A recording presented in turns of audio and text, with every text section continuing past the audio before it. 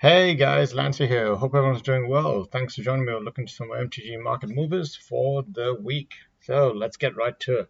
So first card is Curiosity Crafter. Now I'm pretty sure I mentioned this in the previous week, and it's a good card. Talked about it. It's been moving up pretty aggressively in the last couple of days, possibly due to the fact that there's tokens that are just going to be more useful in decks like this. There's so many reasons why this card is actually pretty useful. It does two very separate things, but both of them are good in almost any deck.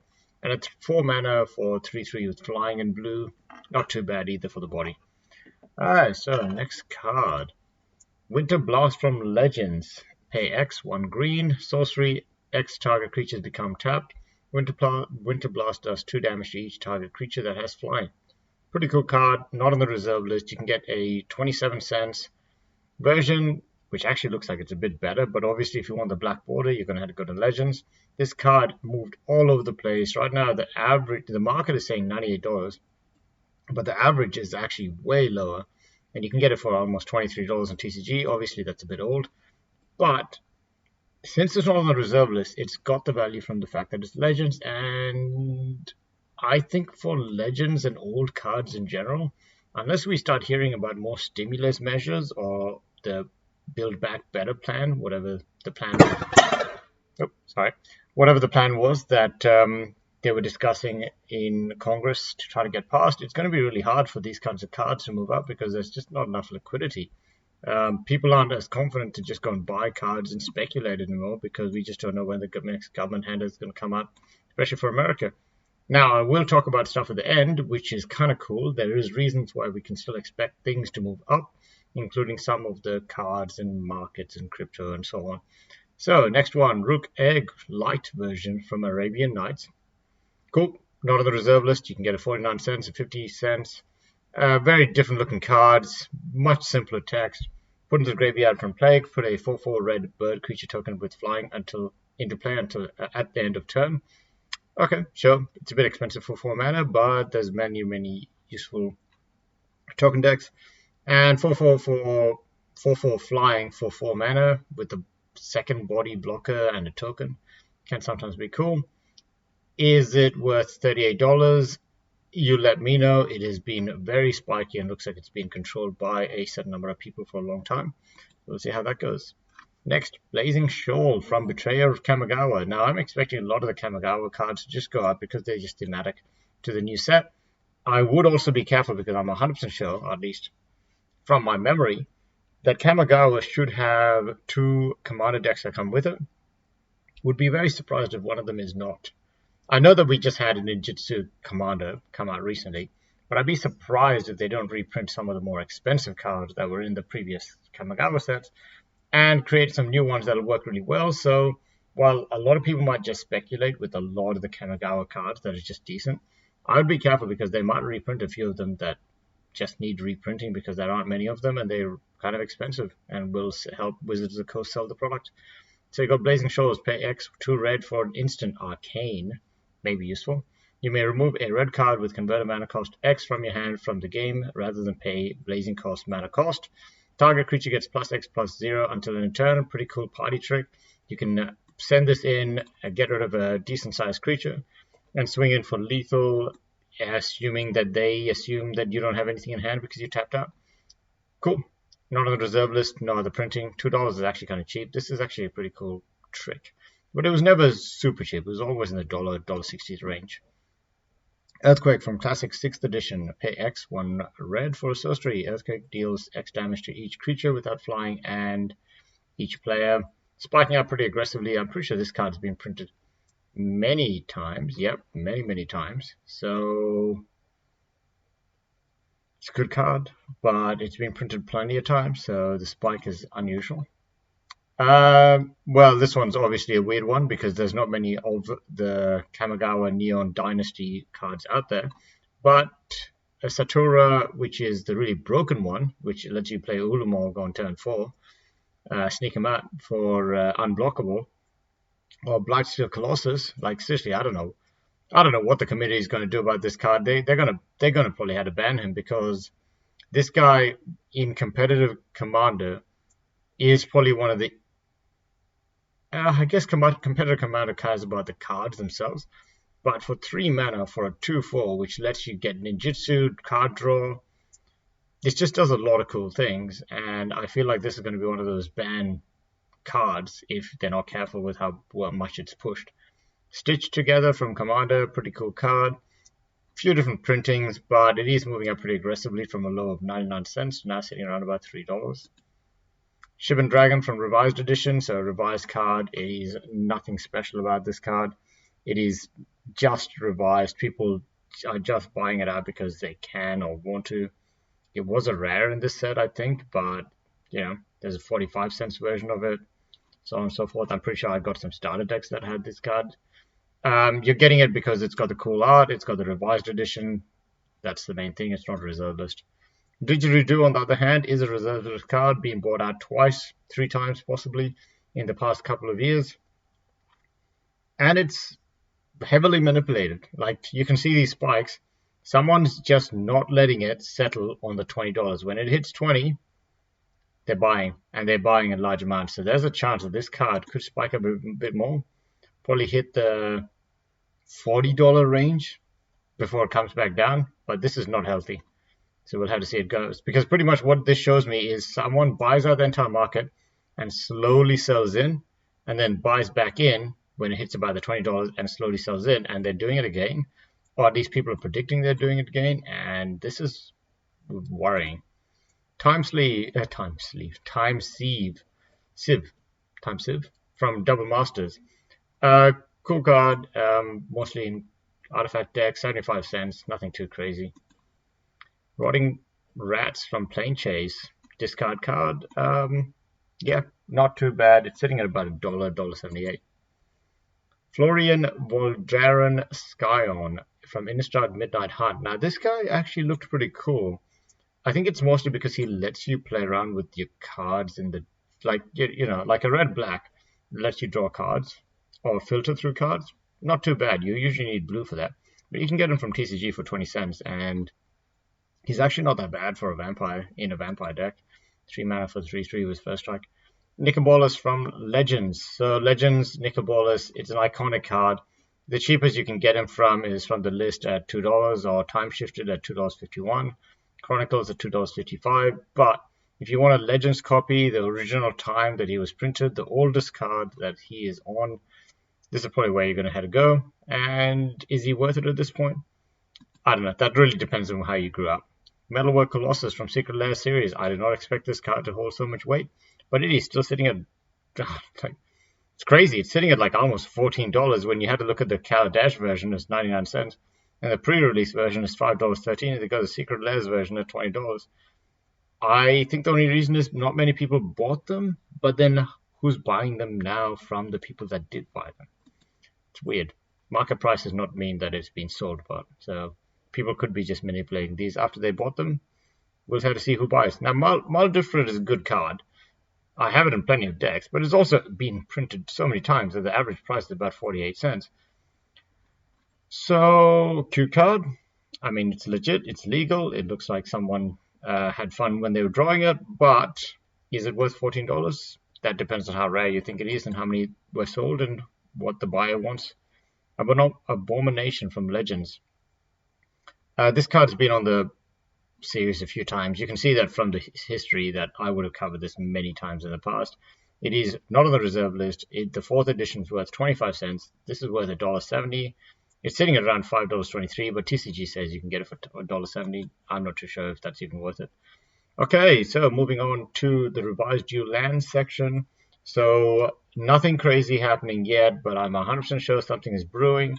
There are 2 ways that this market can go up. One of them is if there's a stimulus measure or something that happens, then there's a chance that this could spike again, maybe not as aggressively as it did after 2020, but could spike again just because of the fact that people have more money to throw at this and the dollar itself, the US dollar, has been devalued.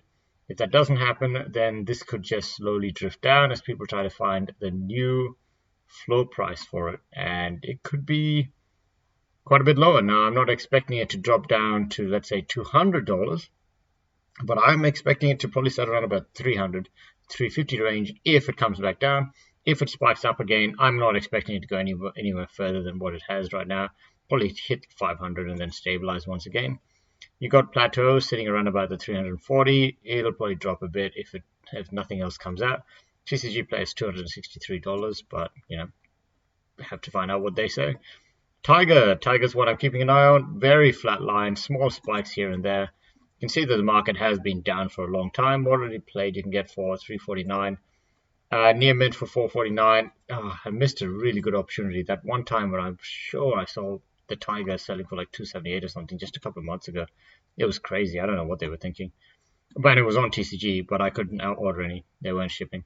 Underground Sea, $964 for the market. It is very flat right now. TCG place is 700. We'll have to see. Moving over to Mtg Goldfish, biggest movers, Shipwreck Marsh. Most of these are probably moving just because of the new cards that have been released from Kamigawa.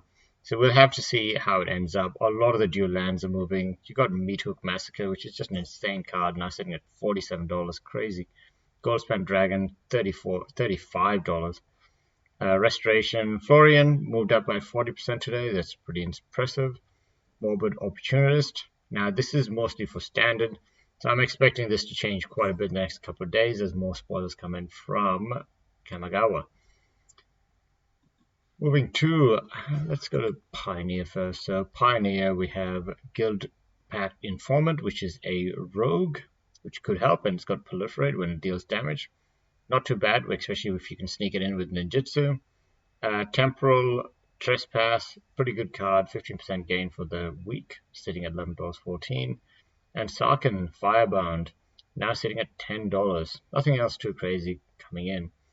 Biggest drops, Liliana, Walker of the Dead, 7% drop. And Ugin, the Ineffable, now sitting at $3.39. Might be a good time to pick him up if you need him for any decks. It's a pretty cheap Ugin. Now, moving over to Kamigawa. So while that's happening, let me just move over here. Then moving over to Kamigawa, we got another 4 cards that have come out. So big ones. Flame Discharge, so deals X damage to target creature or player, deals X plus 2 damage if you cast a spell while controlling a modified creature. Creatures that are equipped, enchanted, or have counters are modified. That's actually really flexible. It doesn't say opponent, so you can't just deal, pay 1 red and deal 2 damage. If you pay... what's the best value for this? So if you pay 2 colorless and 1 red, which is going to deal 2 damage to something usually. But instead of dealing 2 damage, it deals 4 damage. That's not bad for 3 mana, is it? I guess it's instant. What's the cheapest? You can do 1 colorless, 1 red, which is 1 damage. But because of this, it does 3 damage. There's cards that have already been released that does that. So this is an okay card. In fact, on its worst case, it's actually really bad in some ways, but you can pull it off in late game. On its best case, it's really, really good. So we'll have to see how that works out in Limited. And next one, which looks like someone dipped it in water and then left it out in the sun for a couple of hours and then gave it to their kids to scratch up. The Kami Wars. I don't even know what they did to this. Like, how did this even happen? Especially for a pre-release or a spoiler card. The Kami Wars, 1 colorless Uberg, so all colors. Exile target, number 1, exile target non-land permanent on an opponent controls. Okay, sure. Kind of expensive for 6 mana, but let's continue. Return up to 1 other target non-land permanent to its owner's hand that then each opponent discards a card. Okay, sure. It says return up to 1.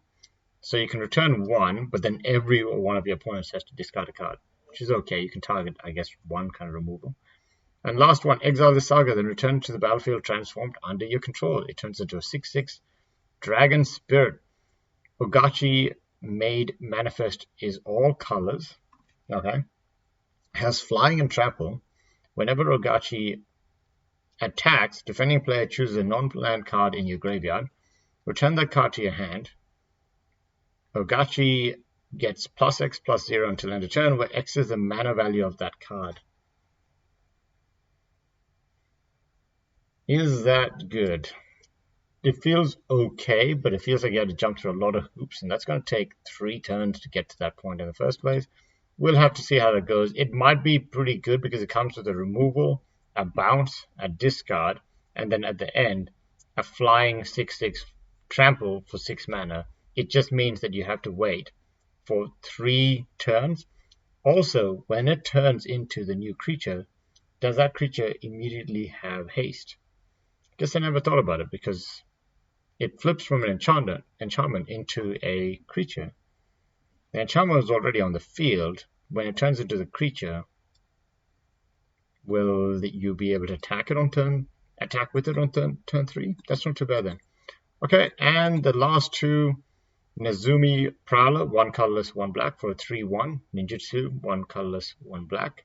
Rat Ninja, all cool. When Prowler enters the battlefield, target creature you control gains Death Touch and Lifelink until end of turn. And that's actually not that bad. But actually, no, that's not bad at all because it lets you ninjutsu, which means that if you have an unblockable creature, it can target itself to give it lifelink and you can gain 3 life. Or you can ninjutsu and I guess block a creature? I thought ninjutsu can only happen when you have unblockable.